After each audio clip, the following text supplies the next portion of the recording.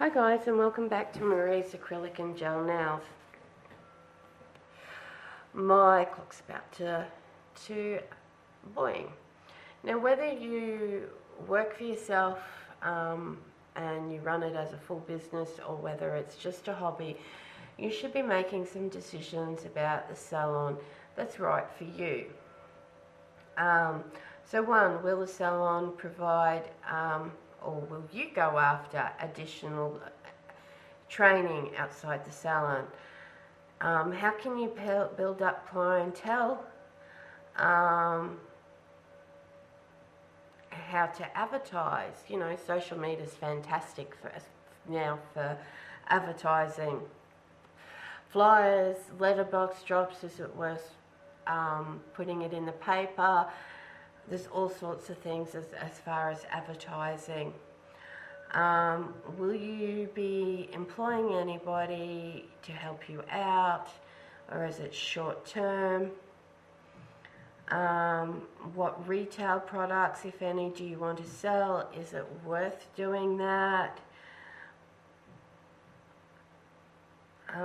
How much are the products going to cost you? And you need to investigate what products are going to be right for you.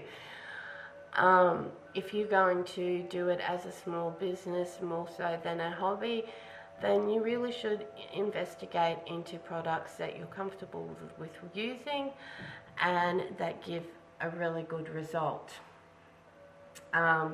Working for yourself, it's flexible, but at the same time, you don't get medical liability, life insurance, or sick days, or anything like that. So, you know, if you get qualified, is it worth going and working for someone else? A dress code. Do you want to enforce a dress code on yourself, or a uniform? I have a dress code, as you've all seen. Are you going to close for regular vacation periods and stuff? In Blackwater, I just used to close over Christmas, and it was just a week leading up, or 2 weeks leading, the week before Christmas and after Christmas, because I was normally in here. Reputation. You really need to think about the reputation you're building for yourself. And do you have safe working conditions? Do you have proper ventilation, as far as windows, doors, exhaust fans, all of that? Are you close to kitchen, a sink, toilets? Where are your MSDS sheets? What kind of station are you going to be working at? Is it comfortable for you? Are you and your client reaching over too far? Your bins and your disposable bags and all of that. You need to have dust masks. Whether you use them or not, you should still have them to offer them. Same with safety glasses. So these are decisions you need to make while you're doing it. And, you know, although you might not be required, because it's just a hobby at home, to keep business records for your salon, you want to develop a simple and efficient system to keep track of your own income and expenses. You will also want to save all your check stubs, cancelled checks, receipts, invoices. Basically, income is money you make and expenses are what you spend. Other valuable personal records is your appointment calendar, because on your diary you can see who's been coming in and what services they've been having. To keep correct, concise and complete record of your income, you should create a form with a list to each source of income. It might include salary, commission, services commission from retail products sold, and tips. Expenses, you should keep them, and they include your equipment, supplies, magazines, books, uniforms, shoes, all of that kind of things, magazines, tea, coffee. Use a personal appointment calendar to help you arrange your work day. It's much more efficient for you. I'm not going to go into too much, but the other thing I am going to say is you need to keep a running inventory of your supplies by classifying them by use and by retail value. It helps you those in the business are used as consumable supplies, and those that are sold to customers are retail. So if you keep a running inventory of your consumable supplies, you know when it's time to order and reorder, and what you have and what you don't have, blah blah blah. Keeping client records is huge, as you've seen. I keep client cards. Not that that worked, but basically my client card has on it the date, service performed. It has the observations and then the price on the back of my client card. On the front, I've run through all the questions on the front of my client cards. I keep them in a little stored box, but they are perfect. At Christmas time, I run a thing with my customers. I send them all I do up a mail merge, and I send them all the opportunity that during the year they get discounts. You know, you do so many services and you get something for free. And the only people who get that are my customers in my customer record. So that's a huge thing to book. Now, as far as taking appointments, you know, your appointment book, you should always use a pencil and eraser because it's easy to rub things out.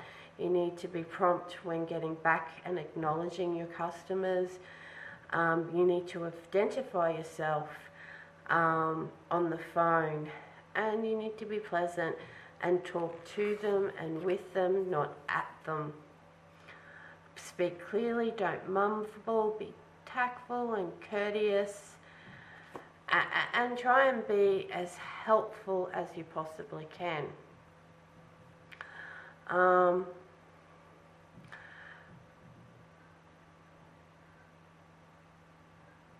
As far as anything else, it's make sure you do yourself up a price list. My price list, what I went and did was I went around to all the nail barns or chop shops in here in Rocky, and I secretively went to some of them out on Blackwater. I looked at their prices and how they were pricing things, and I made myself compatible. And then I use social media every month to advertise my specials that I'm running for the month that I can get away with. So that's very important. Now, it's so important you know what your client needs and wants. Does your client have any special nail problems? They require special needs if they do. Does your client have shortened nails from biting or cracks or tears? These clients may need services to strengthen or cover up their natural nails. What's their lifestyles when I was talking about my appointment cards? All of this information helps you with your upselling. Now, upselling products and that, you don't have to have a lot of products. You only need a little bit, and it's important you display your products. Like I said, I have some nail polish. I bought a couple of series. They sell fantastic at Christmas time. I've only got a couple left. hand creams, cuticle oils, body lotions, other types of things I have there for sale. And your customers will tell you what they want from you and what they want you to stock, and they'll ask you. I had customers ask me, did I have any nail dangles? I didn't. I didn't think of stocking them. I thought that was an 80s thing, but it's not. So I stocked them. So my next thing I also want to say about our products are home care kits.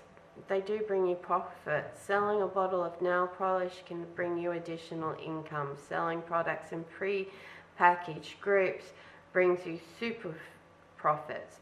So you can create home care kits around the services you provide. So the home care kit for the client who gets their nails tipped should have emergency glue, touch-up polish, a nail file, a buffer, and non-acetone remover. For routine hand care, a substitution hand lotion for the nail glue, or substitute, so you'd have everything I just said. Instead of the nail glue, you would put in a hand lotion. And then a home kit for pedicures should include a foot file, a pumice stone, an antifungal spray, a conditioning lotion, a foot bath lotion, or salts to soak tired feet. With a little imagination, you can create kits for special occasions, bridal touch-ups, and look, you girls are so clever with your grab bags, that these home care kits that you could be selling to your friends and stuff could make you so much money. And my biggest thing that I could pass on to you, you have no friends in business. Your business, you have friends, but there's no mates rates really in business. You need to be able to cover your product prices and stuff, and you want to earn a little bit for your time. But the best way to earn money is retail, and you really can't afford to do mates rates. So girls, remember, you've got to be careful with that. And lastly, before your client leaves, you should be scheduling another appointment for the maintenance of the service you just performed. And confirm their appointment before they're due to come. You give them a business card with a time and date on it. I get my business cards from Vistaprint here. I get 500 for $28 delivered to my door. They are so much worth it. But remember, if you want return clientele, you need to be rebooking them, not letting them walk out and say, oh, we'll call you. If they walk out that door and they say, we will call you, the likelihoods are that they will call you back is zip, zero, and zilch. So I hope this has all been very informative, and this is my last theory little chat. So now I get into all the good things. The only thing I haven't done is pedicures video yet. So I hope you've enjoyed. I will talk to you all later. Bye.